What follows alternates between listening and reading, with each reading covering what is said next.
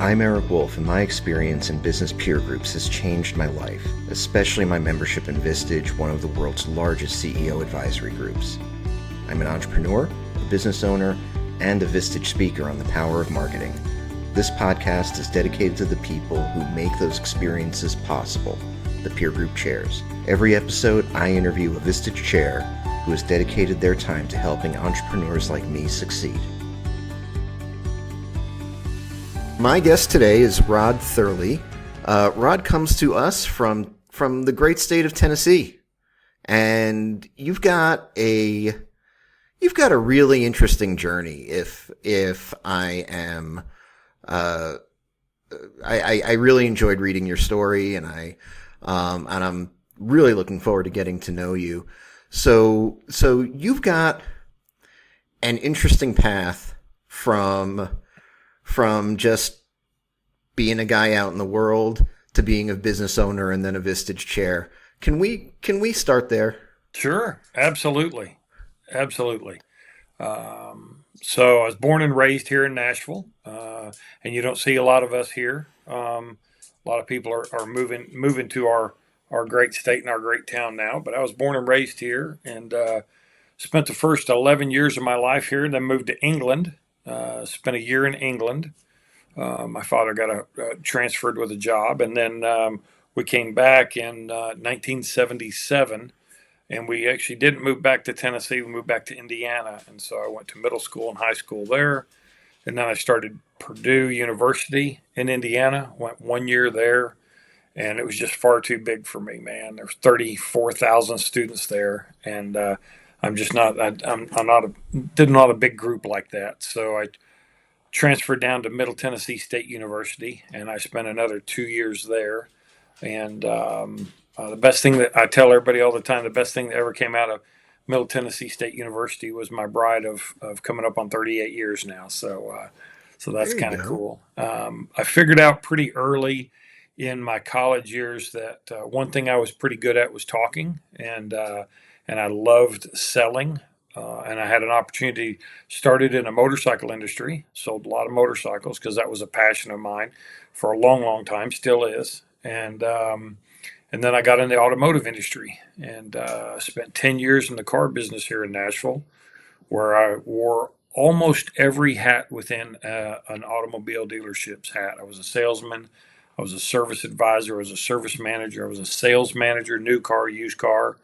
And my last position in a dealership was a F&I manager, finance and insurance. When you buy the cars, the last guys you see, the guys that do all your financing and paperwork. And so I Yeah, did when they that. when they take you into the office Take you and back into the do office. You the came into my and office. and and check out to see what's in the wallet.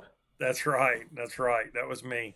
So I did that, and then in 1995, I got out of the car business, and at the time had a 4 year old and a 2 year old who didn't know who this guy was, who, came in and kissed them goodnight when they were already in bed, and they got up the next morning, and this guy was already gone. I was working 60, 70, 80 hours a week. And so I tried to find a job that, I could be home at 5 o'clock, a 9 to 5, if you will. And there's not a lot of those in the sales business, at least in the No, they're automotive not. sales side of it. And so I got involved in the RV industry. Didn't know much about RVs. My father had a houseboat when we were growing up that he built. And then he'd rented a couple of motorhomes that we'd taken vacations in, but didn't know a whole lot about the RV business. But I just knew that they closed their doors at 5 o'clock. And I thought, man, I could be home by 6 o'clock and hang with my kids. So I went into that business in 1995, and I think it was May or June. And in December of that year, I bought the business out. I bought the guy out, and I was 31 years old, and I had a 20-year plan. I was going to spend 20 years in and then retire. And I did 18 years, um, and I had an opportunity to get out in 2014, and I took it. So I retired at 49 years old. My biggest claim to fame during those as 18 years was we had a little thing called the Great Recession hit Right. in Yes. 2008. And in 2008, there were seven RV dealers here in the Nashville, Metro Nashville area. When the smoke cleared in 2000, late 2011, early 2012, there were two of us left. Wow. And I don't tell you that because I'm a genius businessman. I don't tell you that because I've got my MBA, because I don't. I tell you that because I surrounded myself with a group of really, really smart individuals, really, really smart business owners, very similar to what Vistage does. And we all made it through the recession. We all owned RV dealers, and we all made it through the recession. And again, it's because we collaborated, we talked through stuff, we talked through issues and problems and opportunities, because there were a lot of opportunities out there for dealers that had money, Right. and it was just amazing. And so made it through that, and again retired in 2014. And the next 3 years, my best friend had bought a lodge in Alaska, and I'm a big outdoors guy. I'm coming to you today from my office in a log home that I had built in 2010 here in Now Nashville. you didn't build it yourself. Your dad Well, built a houseboat. We kind I of was glossed over that. I was the GC, but I didn't build it myself. No, I was I watched him every day while building it. Uh, How do you go about building a houseboat? By the way, I just need to come back to that. that's a pretty funny story. He bought the frame of it for $500 and had it towed home. And he and my mom would work on it every night during the wintertime when he would get home from work, and building this houseboat in the backyard. And then springtime came, he hooked it up and drove it down to the lake. And we spent the next 6 or 7 summers on the lake in this boat that he built. That's a really cool story. It's really interesting. It really I is. did so how much of, because obviously it takes a certain level of self motivation to be able to do something like that, and you as well are a very obviously self motivated person. You ended up in an owning an RV dealership. You're a Vistage Chair. Uh, what's the connection between the family values? How was that? Eric, that's a great question. So, Dad was not an entrepreneur, but Dad was an engineer by trade. But he loved to work with his hands and work with his brain. Just to this day, he was a mentor of mine, and he always used his brain so much. And he had this vision for building this houseboat. I don't know how familiar you are with the automotive industry, but there was a car built in England back in the 50s and 60s called the Austin Healey, and my father actually designed the frame on the Austin Healey 3000 Mark II. So No kidding. that's just what he did. He was just he was, like I said, an engineer by trade, and he was just And that's how you ended up in the UK? yeah, yeah. He was actually from England. I'm a first generation American. My mother's from Dundee, Scotland, and my father was from Newbury, England. And I'm a first generation American. My oldest sister was actually born in England, and then Dad came over here in 50. I think it was either late 56 or early 57, and worked with a gentleman by the name of Harley Earl. Harley Earl was the original designer of the Corvette. Now, Dad didn't have anything to do with the Corvette, but at the time, Harley Earl was working for Oldsmobile, and Dad came over as an apprentice engineer for them, and ended up connecting with a company called TRW, and they make seat belts. And the division he worked for actually made steering gears on big trucks, dump trucks, semi trucks, things like Very that. cool.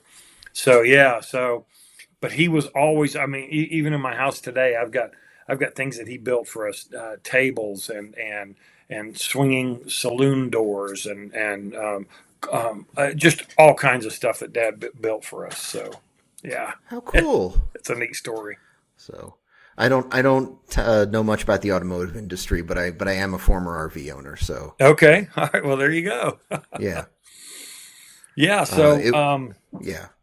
we got once I retired, had a friend of So now mine you're in who Alaska. yeah, I bought a lodge in Alaska, and it was a high-end fishing lodge.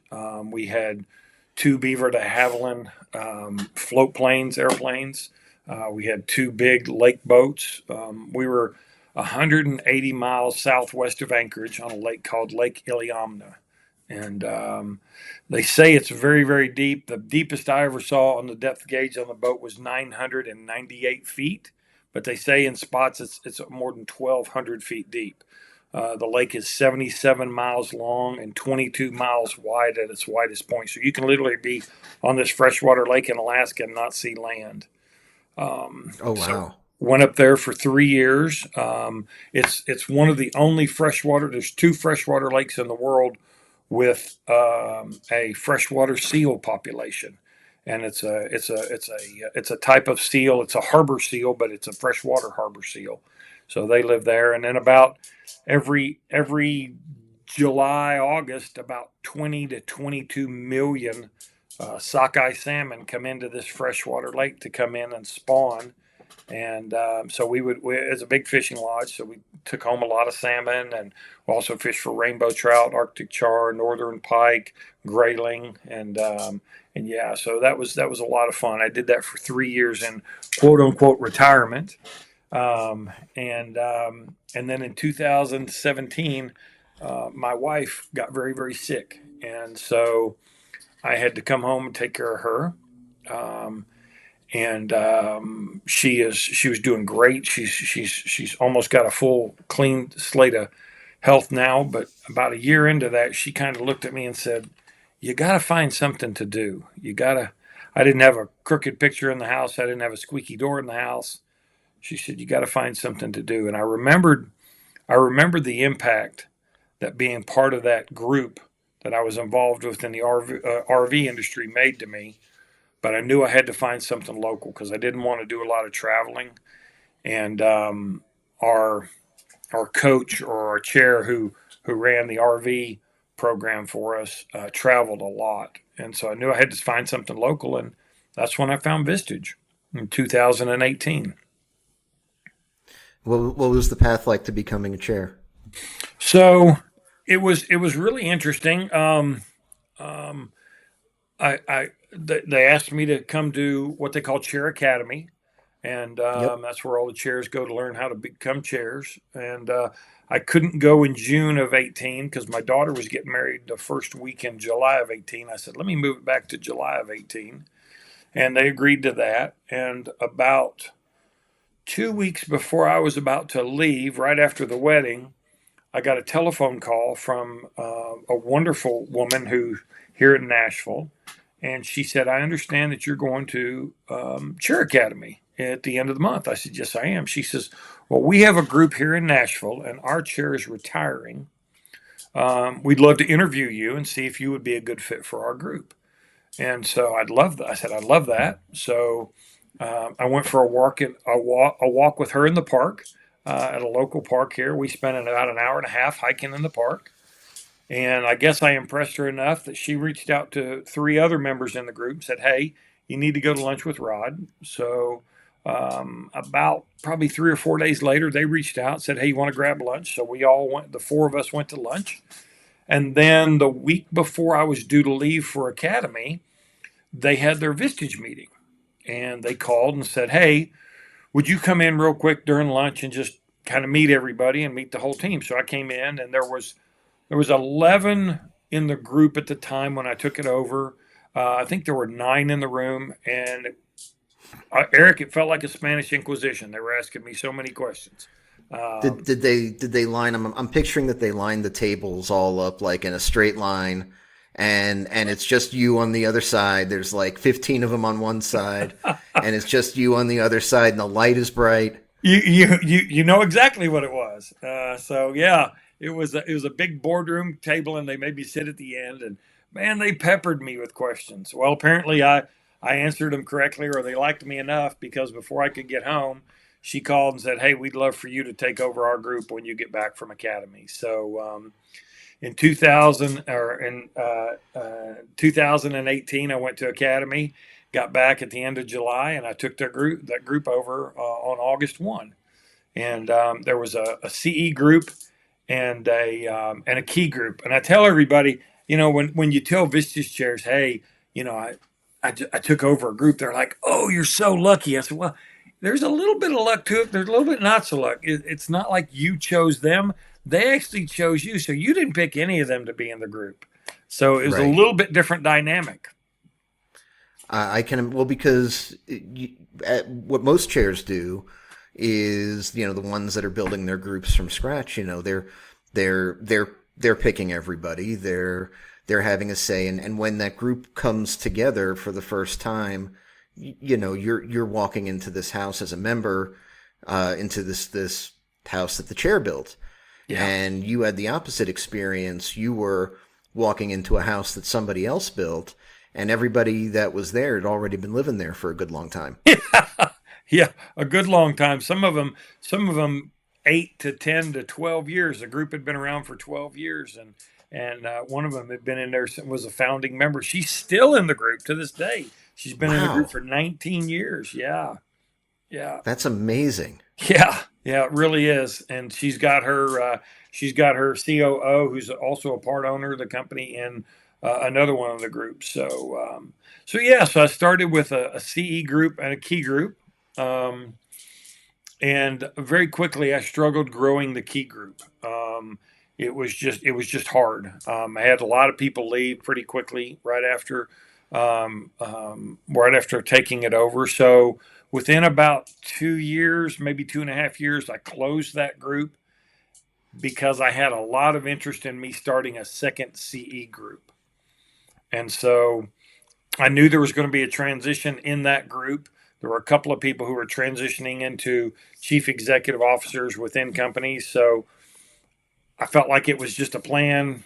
The good Lord was just looking down on me and said, hey, here's an opportunity. Let's move in this direction. And so I took those two people and started my CE group. I had another gentleman who wanted to join the group, and it was in conflict with somebody. So I took them and brought them into the group. And so I had three right out of the gate. And so it was pretty easy. I found five more, and it worked out just perfect. Cool. How did it feel for you, um, uh, starting the group? So a lot of chairs, they start their first group and they do it right at it. They have 6 months. Is Yeah, it I right think out of that's what Chair they give them. Academy? Yeah, yeah. And a lot of people describe that as being a really, really harrowing experience. It's unbelievably hard for some of them. I have some friends who didn't make it. Who didn't make it. And so then you got this group. And so you inherited two groups basically, and one of them you decided to close down. I mean, on a scale from how difficult would you say starting that second CE group was? This is going to sound really cocky and really arrogant, but it wasn't very hard at all. Honestly, it's like the proverbial thing. Entrepreneurs, they always say the first million's your hardest million you make. I couldn't agree with that more because I did that back at the RV dealership. That was the hard. After that, it just rolled. So the second group was a lot easier for me. I've since started a third group, and it was a lot easier for me. So I think, in fact, it's funny because just last week I was talking to a gentleman in the Indianapolis area who's thinking about becoming a Vistage Chair, and he was referred to me by a friend of mine, and I was walking him through that. I said, man, kind of like what you just said, Eric. The first 6 months are just hard. You got to have enough runway financially to be able to get through it. Right. You got to be able to my coach. I've got two executive coaches of my own right now. One of my coaches plays a game called the no game, and he'll look at me and go out and see how many no's you can get this week, and you Yep. got to be able you got to be able to deal with that. And I feel like an advantage for me was my sales background because I I got was going told. to say, having decades of experience in sales, I mean, that is that is rare. Not I have met some, but it is pretty rare that a Vistage Chair comes in with the kind of sales background that you had. I mean, and coming from a not only a sales background, but a business ownership background as well. I Yeah. imagine that served you pretty well. It would have. I could have never done that without those. I don't think I could have done that. I see, I see chairs like you, just like you said. I see chairs from all walks of life. Now they're getting. Now they're. I seems to be a big push through Vistage. Is a lot of executive coaches and business coaches are now coming on board. But you still got to have the sales background. I truly believe that. Oh yeah. I think that's a big factor with it. So now you also have, so you've got your two CE groups and you've also got a small business group. What is, and the wrinkle to the small business group is that it's virtual.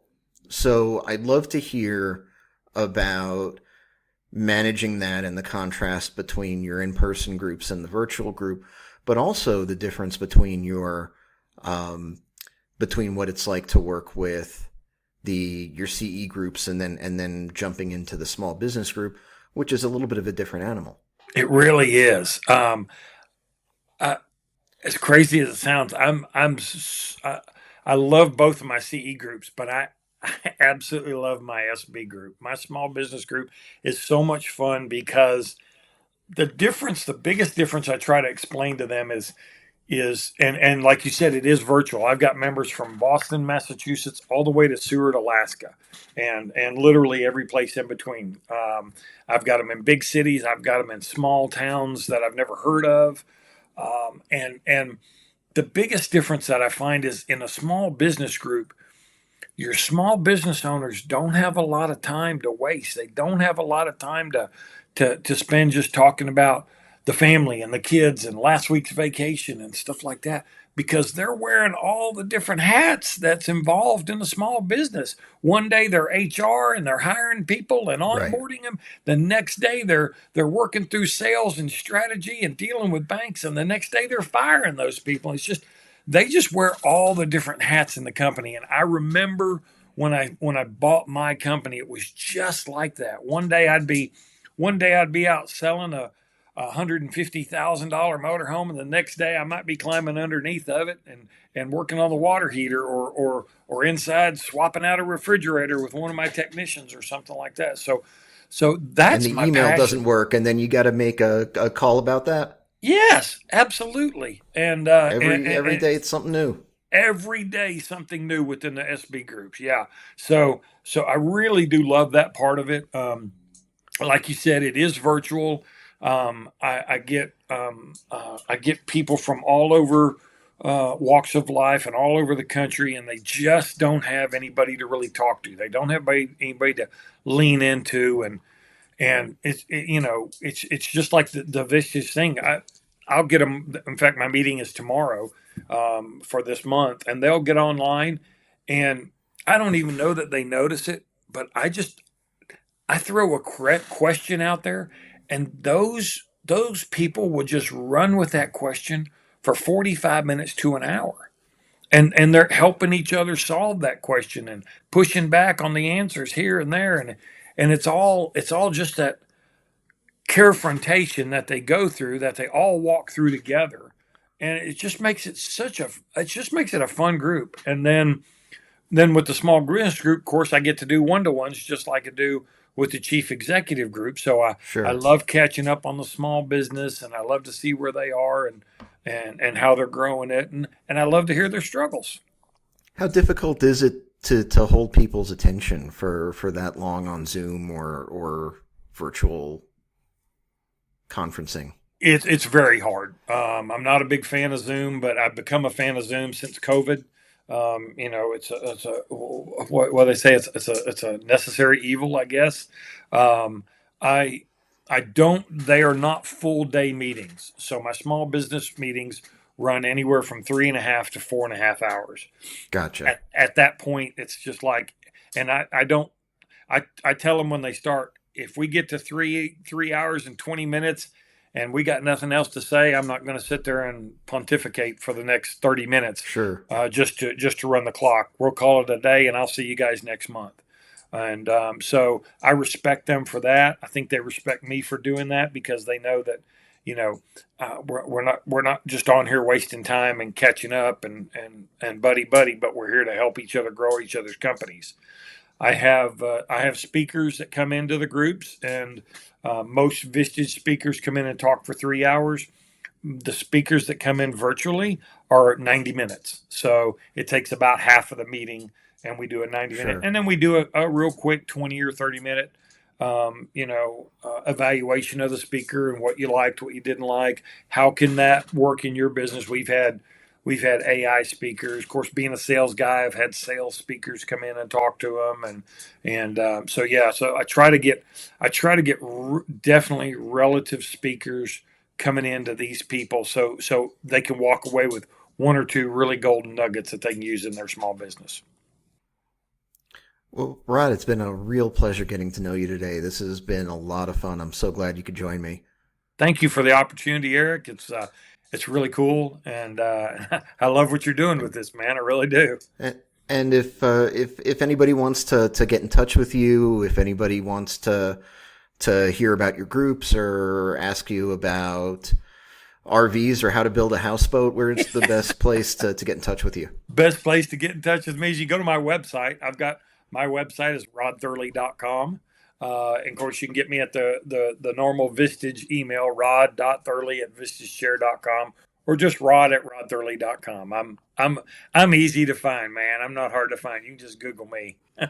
Awesome. Well, thanks for being an awesome guest. I really enjoyed it. Thank you, Eric. Thank you for your time today. You got it. Thanks for listening to this episode of Chairwaves. You can subscribe to our feed using Spotify, Apple Podcasts, or your platform of choice. You can also visit chairwaves.com for more information. Chairwaves is hosted and produced by me, Eric Wolf, and to connect with me, you can visit my website at ewolf.live. That's EWOLF.live. And a disclaimer, while I love Vistage and CEO peer groups, this podcast is not owned by or affiliated with Vistage or any other peer organization. Thanks for listening.